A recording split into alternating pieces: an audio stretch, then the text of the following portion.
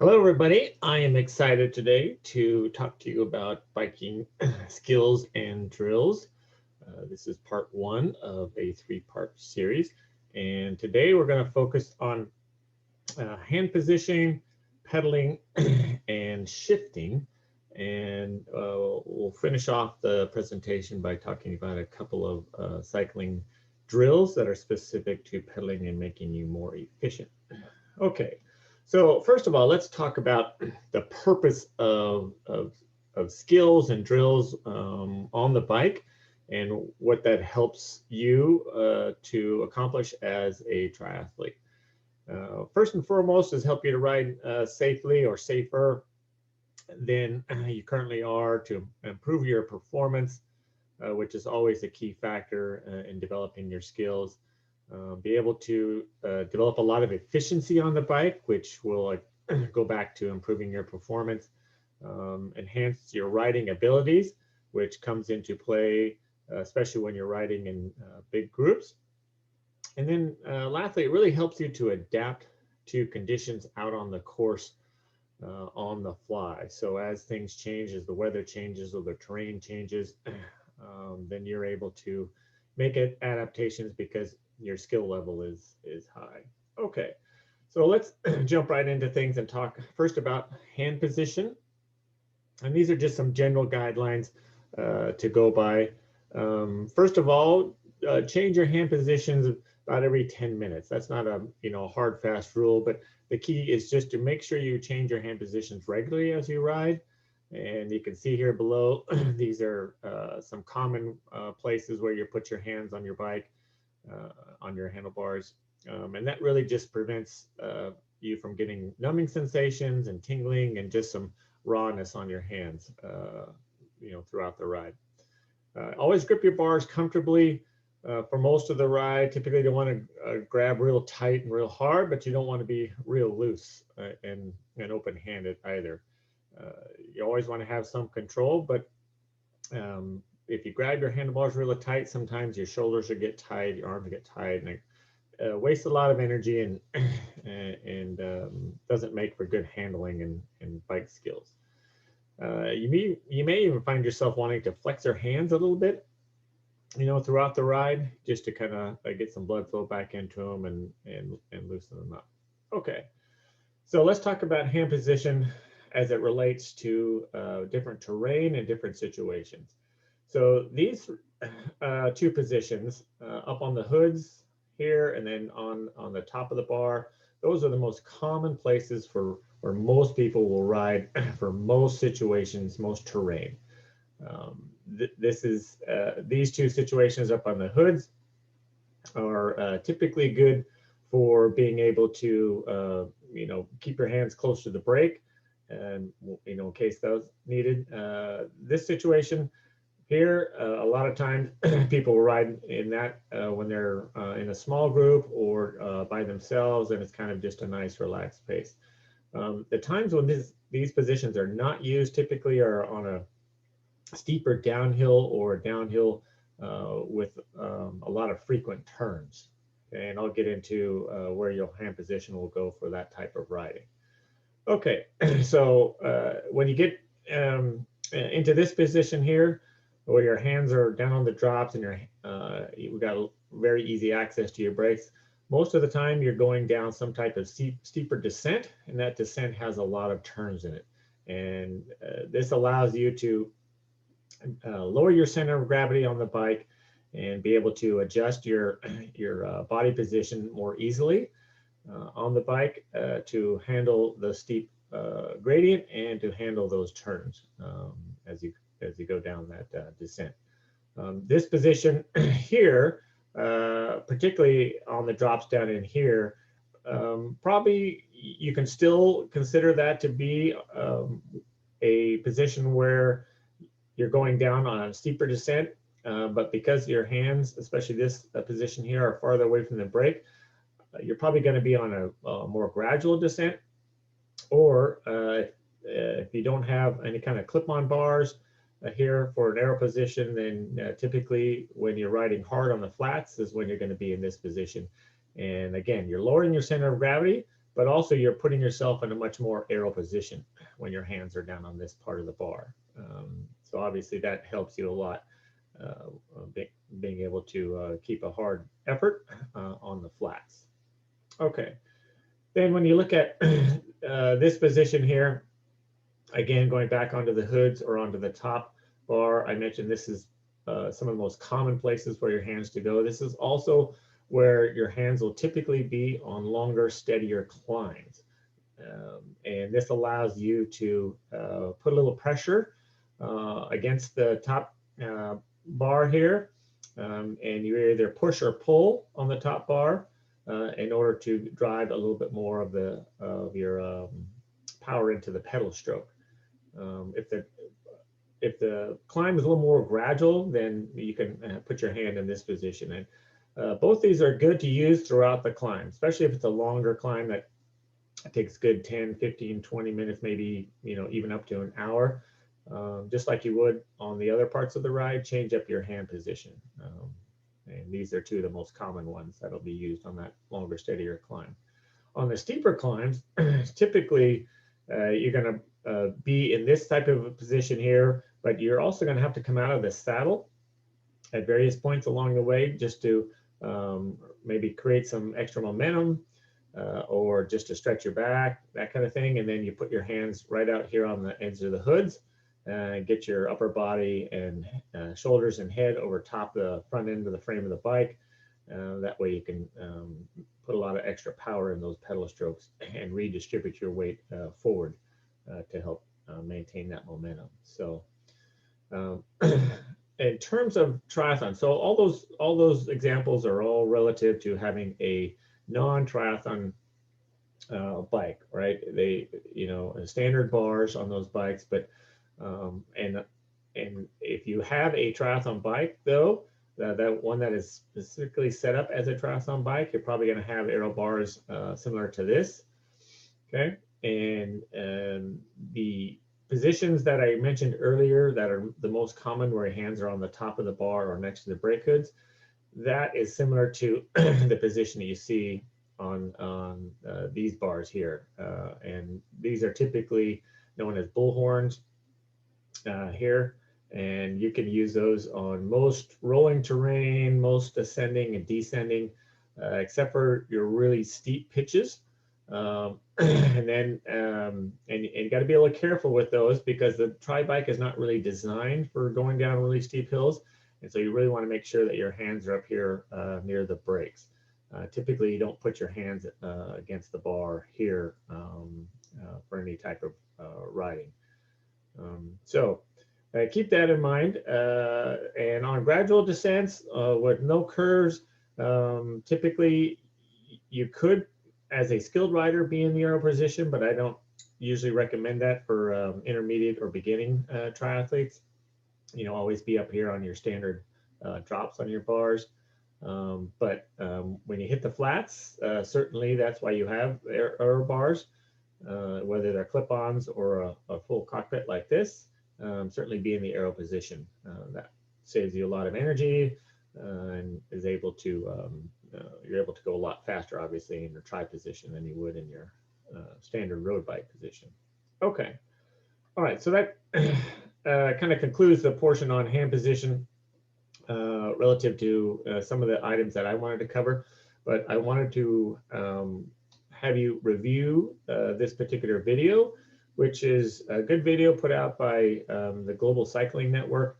They do a good job at putting together a lot of different videos on various skills and drills that you would do as a cyclist.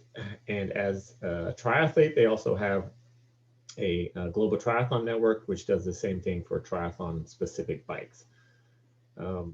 Okay, so let's roll this. And cycling involves riding in lots of different scenarios, different roads, weather, conditions, terrain. But how should we hold our handlebars in these varying conditions? Here's our top tips to help you hold your handlebars like a pro.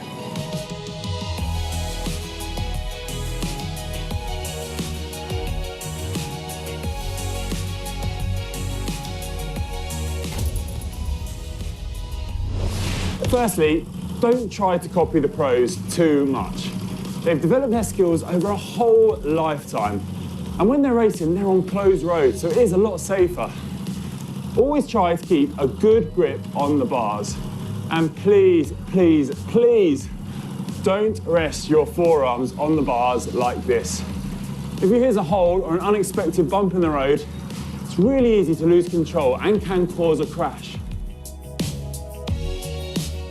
Another big no-no is sitting on the top of your bars with your hands tucked in below you like this. On open roads with traffic around you, this is so dangerous. You're putting a lot of weight on the front wheel, and if you hit a hole or a bump in the road, it's very, very easy to lose control and crash. Safety first, everyone, and keep a good grip on your bars.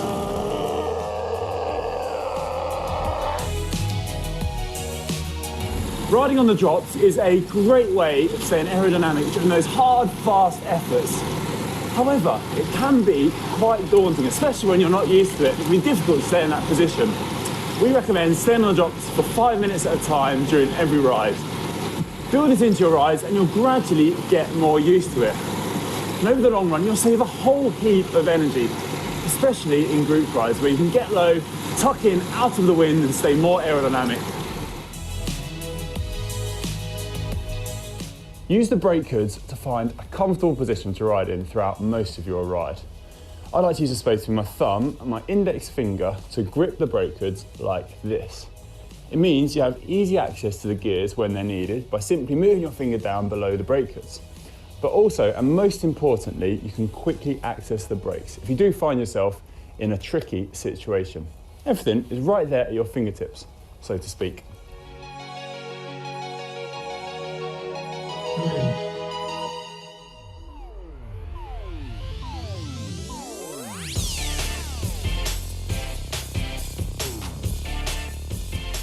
When sprinting hard, it is always best to hold the drops.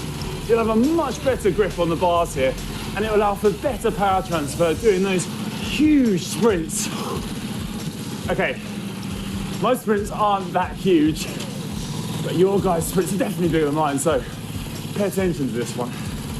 Anyway, it's much better to hold the drops during the sprints as you'll have better grip and it'll stop you slipping your grip during your effort.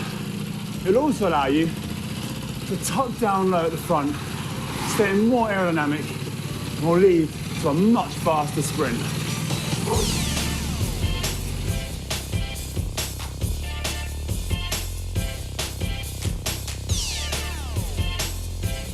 On climbs, I'd recommend riding on the tops. It's a much more relaxed position to ride in, it's less aggressive, and you'll be comfortable over longer periods.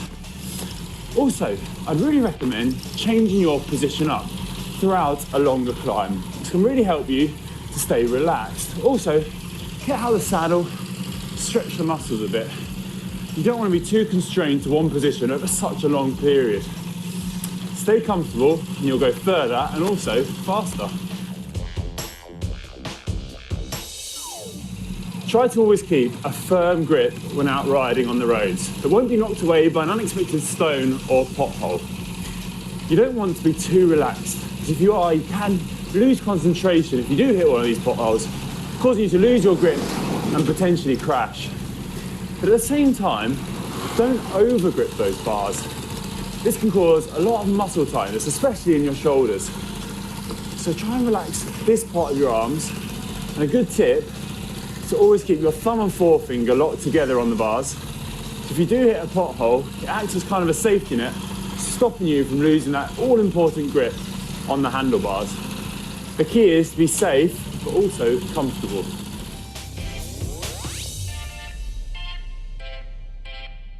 When out on your road bike, you may have to ride through some sand or gravel from time to time. And the key here keep a firm grip on the bars. Relax your upper body and allow the bike to move through the sand or gravel as it wants to. Don't force the bars in any way and just go with the flow. Keep comfortable, keep a firm grip, but don't lose that grip entirely. And most importantly, enjoy those gravel rides. So those were our top tips to hold your handlebars like a pro. I hope you found this video useful, and if you did, please give it a like. I'm gonna go and ride home now anyway, on the tops, nice and easy. Got a hard day. Where's the calf? In need of a flat white, maybe a caramel slice. Okay, so that concludes that section on hand position. So now we're going to move on to pedaling. Nice. Okay, so let's talk about pedaling technique, and a specific pedaling technique to when you're seated in your saddle. I'll talk about some technique when you're standing in a different presentation. Okay, so the first two bullet points here are really just kind of general guidelines. Keep a relaxed feet, ankle, kind of let the feet assume a natural position when they're in the cleats, in the pedals. And I just want to back up for a second. So this particular part of the presentation is really focused on making sure that you have good pedaling technique when you're engaged with shoes and cleats and a pedal system versus just not having that available to you. Okay. The focus for good pedaling technique is really the foot movement. And when you talk about foot movement throughout the pedal stroke, think about it being in 4 different quadrants. Okay. And they're breaking up basically 90-degree segments. The first 90-degree segment is from 0 to 90 right here. Okay, and your leg is going through an extension mode there. And really, you think about your foot as pushing forward towards the front wheel. Don't think of it as pushing down. Think of it as pushing forward, and that will start this rotation around the pedal stroke in a more rounded manner, which is the ultimate goal here, is to think of your foot as trying to go through a round circle versus a more piston-like action, which a lot of riders who are new, especially beginners, wind up doing is they're really trying to force the pedal up and down versus in a rounded manner. Okay. Next, past the 90 degrees is 90 to 180 degrees, and kind of a visual for that in terms of how your foot should move through that motion is that your heel is sinking into mud. Okay, so there's a little bit of action in the heel, and you're really trying to focus on pushing. This is where most of the power is in your pedal stroke. Through the 90 down to 180 degrees. So this portion right here, okay? And by having this visual of sinking your heel into mud, you kind of optimize that power. Okay, then we get beyond 180, go to 270 degrees, which is up in here. And this starts the flexion of the knee. And think of, if you need a visual there, think of scraping mud off your foot, which is the opposite of pushing your foot towards the front wheel. So the visual for 0 to 90 was going in this direction. Okay, the direction that you're focusing on from 180 to 270 is going in that direction. Okay, and those two will help you to create a more rounded pedal stroke versus that piston-like action. Okay, and that ultimately helps to save some energy and reduce the fatigue on your legs, especially your quads. Then the last phase is this 270 to 360 back up to the top. And in there, the visual is thinking about lifting your foot towards the sky, which means that you're engaging your hamstring a little bit more. And again, all these in combination help you to get a more rounded pedal stroke and be able to be a little more efficient in that pedal stroke. Okay, so let's take a look at another video. In this video, the speaker here does a good job at explaining those quadrants and the relationship to efficiency in good detail. Hi, this is Coach Rob. In this video, I want to show you what we call the bottom bracket of a bicycle. This is what your crank arms are attached to, and this is what allows your bicycle to pedal forward as you press down on the pedals, and it distributes through the crank arm. As the chainring pedals forward, obviously it moves you in a forward direction. What I want you to understand is this is what we call top dead center. This is what we call 3 o'clock. This is what we call 6 o'clock. And this is what we call 9 o'clock, just as if you're looking at a clock on the wall. Now what I want you to recognize is that the pedal platforms need to be level, and what you have to envision is that your foot is clipped into the pedal, okay? As you start to pedal around in a full circle, what you have to recognize is that the pedal pressure and the amount of power that's put to the rear wheel is all dictated by how you put pressure on the pedal spindle, which is the part that attaches the pedal to the crank arm. When you're at the top of the pedal stroke, you want to be pushing your toes towards your front wheel. When you get to 3 o'clock, you want to actually act like you're sinking your heels into a bucket of mud.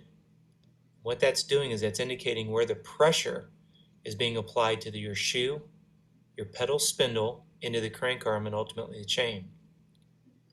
At this point, you're at what we call bottom dead center, or 6 o'clock. This is where you want to act like you're scraping mud off the bottom of your shoe and pulling it towards the back of the bicycle. As you come up towards 9 o'clock, this is one of the parts of the pedal stroke that's overlooked the most. And this is where you want to be pulling straight up towards the sky. Remember, you've got a flat foot on the pedal platform that's going to be lifting straight to the sky. This part of the pedal stroke is overrun by momentum with the other leg, believe it or not. So now what you want to envision is you're actually going to be cycling in quadrants. We call it 12 to 3, 3 to 6, 6 to 9. Now when you're riding on your bicycle, what you can do is look between your right leg and your top tube, and you'll see if the chain is going up and down or if it's moving back and forth, i.e. frontwards and backwards. You'll actually see the visual deviation in the chain, which shows you have some dead spots in your pedal stroke, and that's what we want to eliminate in today's video. On a board, I want you to see that the arrows indicate the pressure on the pedal that we just looked at. There's your top dead center at 12, bottom dead center at 6, and what you want to be looking at is that your pedal stroke is going to be broken down into 4 quadrants. Obviously 12 to 3, 3 to 6, 6 to 9, 9 to 12. And the arrows indicate how and where you need to be putting the pressure by quadrant for a total of 360 degrees. Straight forward, sinking your heels, scraping mud off the back, and lifting your flat foot towards the sky. You put all that together, what you're able to do is you're able to eliminate some of your dead spots in your pedal stroke. And what this is going to do is improve your efficiency, your power output, and your endurance, because really what you're doing is you're getting out of your own way. Believe it or not, the left leg gets in the way of the right leg. Now what we're looking at is how both legs look when they're in unison. Notice how it's easy to override that 6 to 12 part of the pedal stroke, because as one leg comes over top dead center and bottoms out, the next leg comes over the top, pushes straight to the bottom again. This is why we want to focus on the back half of your pedal stroke. To get started, I want you to stop pedaling, and I want you to twist your ankle out so you don't tweak a knee, and put the foot directly behind you. Now notice that I put my foot behind as close to the frame as possible to square my hips up. Now what we're looking at here is the 12 to 3. Notice that I stop and I push towards my front wheel. Every time you push towards your front wheel, you're going to hear that chain clank. That's when you know you're doing it correctly. And we stop completely to remove momentum. Now here we're going to start at 3 o'clock and go to 6. Now this feels very awkward because it's not a normal part of your pedal stroke when you think about it, because usually this is where momentum takes off. If you're putting pressure on that pedal stroke, you're going to be feeling like you're sinking your heel. Now when we start at bottom dead center, this is where you want to be feeling as if you're raking, scraping mud off the bottom of your shoe. You're pulling back towards your rear wheel by sliding backwards. This next one is what we call 9 to 12. You're going to stop and you're going to be pulling straight towards the sky. You're going to feel your stomach muscles tweak a little bit. You should actually feel your feet lose contact with the bottom of your shoe, inside your shoe. Okay? This is the part of the pedal stroke that we tend to override with momentum, as we were saying earlier, the 9 to 12.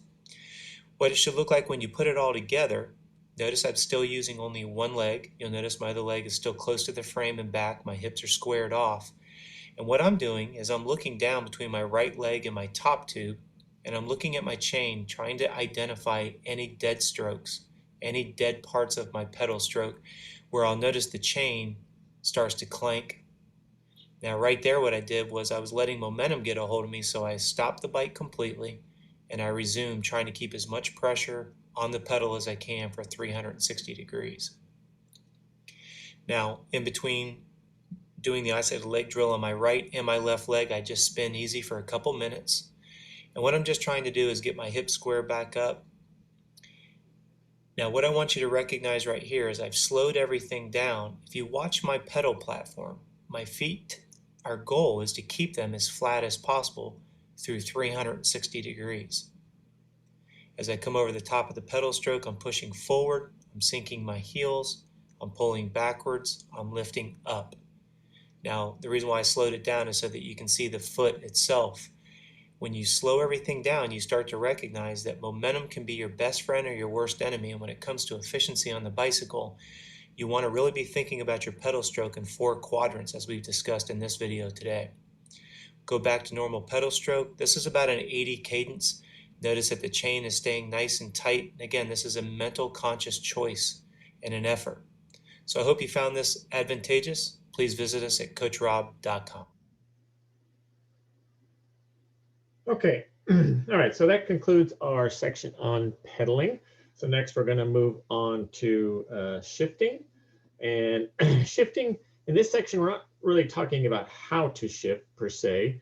Most of it is some of the nuances of shifting and how that will help your performance, and how it relates to maintaining a good cadence. So the goal of shifting really is to decide on what gear you're selecting. Obviously, when you shift your bike, you are selecting a particular gear. And there's 2 things that you really want to consider in this. And the first is, are you pedaling comfortably? And does it feel like it's too spinny? Or does it feel like you're really having to torque on the pedals to get the crank arm around? For the most part, your cadence should be between 70 and 90 on most terrain. A little hillier terrain, it might be lower towards the 70. Flatter terrain, it certainly will be at least at 80. If you're kind of comfortable spinning a little faster, you might get as high as 90. Most people, I would suggest they try to shoot for around 80 on most terrain, especially flat terrain.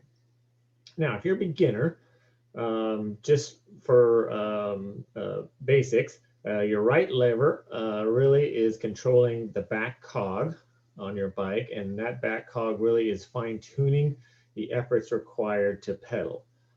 So think of that in relation to the left lever, which is adjusting the chain on the big chain rings in the front, towards the front of the bike, and those are really to make large adjustments in your effort while you pedal. And in combination, they work really well to give you a lot of different options for all the different terrain that you're going to be on. Okay, but again, for those of you who are new, sweep through the different combinations all the way through the back of your chain ring. Your cog in the back, using both chain rings in the front, just to kind of get a sense of what that feels like and how hard certain choices are, how easy certain choices are.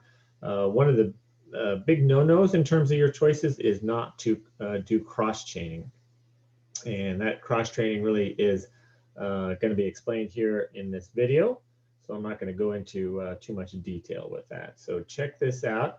This is probably in terms of protecting your bike, creating less wear and tear on the chain on the bike itself, and being able to really highlight your power transfer from the pedal into the chain.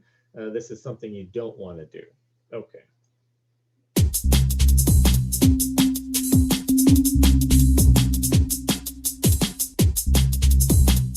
Hi everyone, welcome back to Cycling Secrets. Today we're looking at your gears and how to most effectively use them. If you've recently got yourself a road bike, you may be thinking you have 20 gear combinations, 2 chain rings at the front, by 10 on the cluster at the back, right? Actually no. One thing you need to get used to is that there are gear combinations that you should never be using. Put simply, when you're in the big chain ring at the front, you should only be using the smaller gears on the cluster. And when you're in the smaller chain ring, just using the larger gears. The reasons for this are twofold.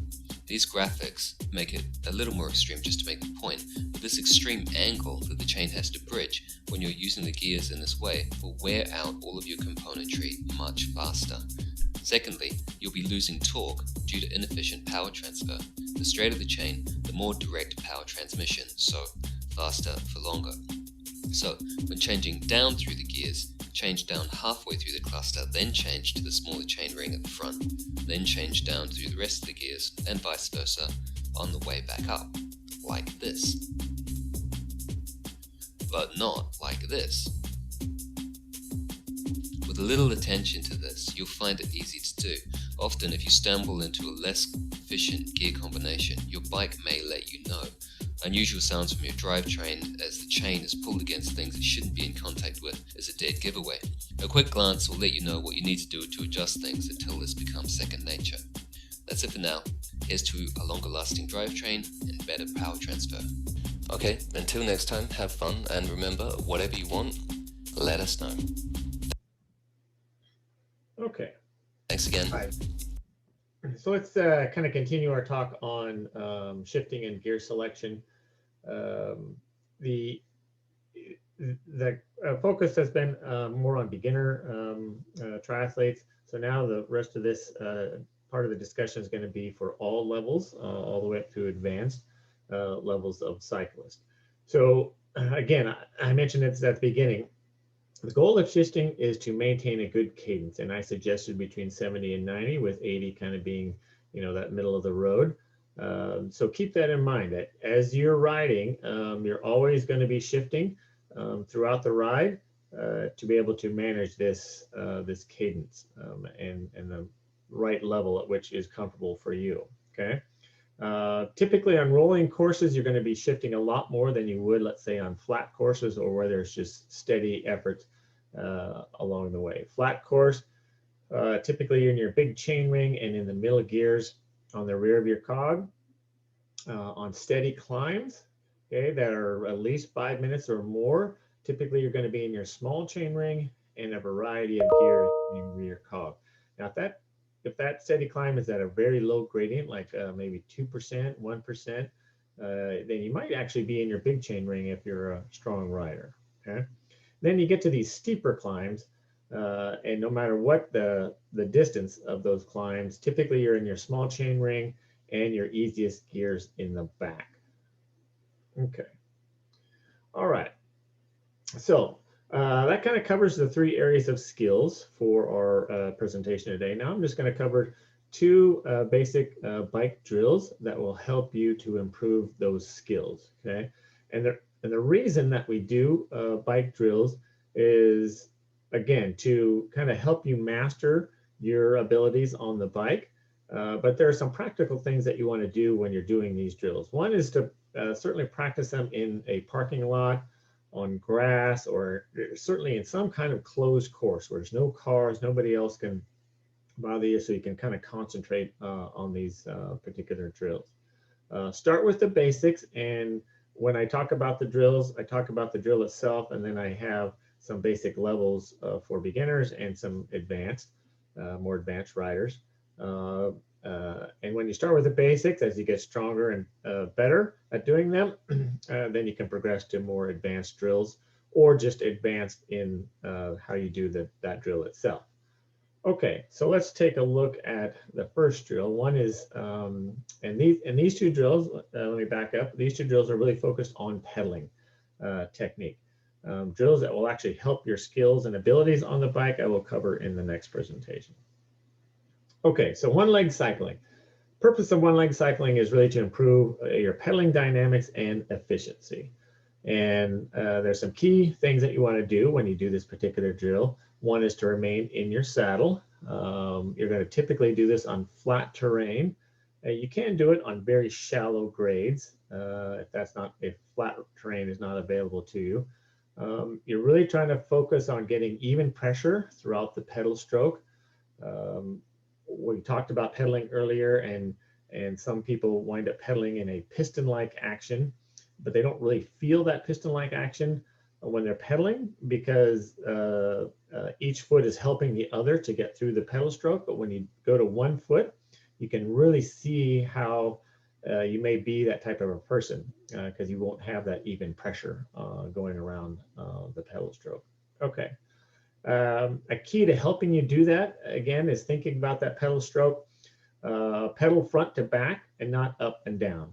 You know, we talked about in the pedaling part of this presentation, as you go through the 0 to 3 o'clock, your foot is actually pushing towards the front wheel, and you go from the 6 to 9 o'clock and you're scraping mud off your heel. Think of those two actions while you're doing this particular drill, and it will make it much more comfortable. Okay. The goal is to really get through that, and thinking about those two areas will help you go get a smooth transition over the 12 o'clock position. And the non-working foot is, you can just unclip that and let that dangle out here. Okay. If you do it on a trainer, like in the earlier video, you can place it on the back edge of the trainer. And speaking of trainers, if you're new cycling and you're feeling uncomfortable doing this particular drill, doing it on a trainer is actually a very good way to do this particular drill. Okay, the progression of the drill really is for beginners to start with 2 to 4 sets of 30 seconds each, and basically alternate leg. So you do 30 seconds on your right leg, unclip, clip back in and go to your left leg, and vice versa. And then advanced, you'll do more sets and longer repetitions. Again, altering your leg. Okay, very good drill. Helps really to even out your pedal stroke, making it much more dynamic and much more efficient. Okay, let's take a look at what that looks like in action.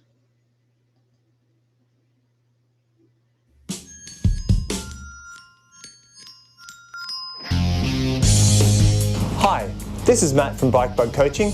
This week we're wanting to make you a more efficient pedaler by using a single leg pedaling drill.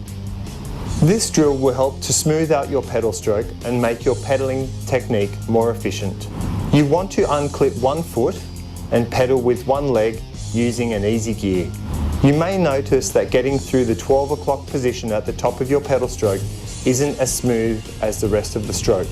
Focus on pulling up with your hamstring and making a smooth transition over the top of your pedal stroke with smooth and gentle movements. Pretending that you're scraping mud off the bottom of your sole can sometimes help to create the proper technique. Practice this drill on one leg and then the other. By incorporating this pedaling technique into your weekly training regime, you can become a more efficient and smooth pedaler. Good luck out there.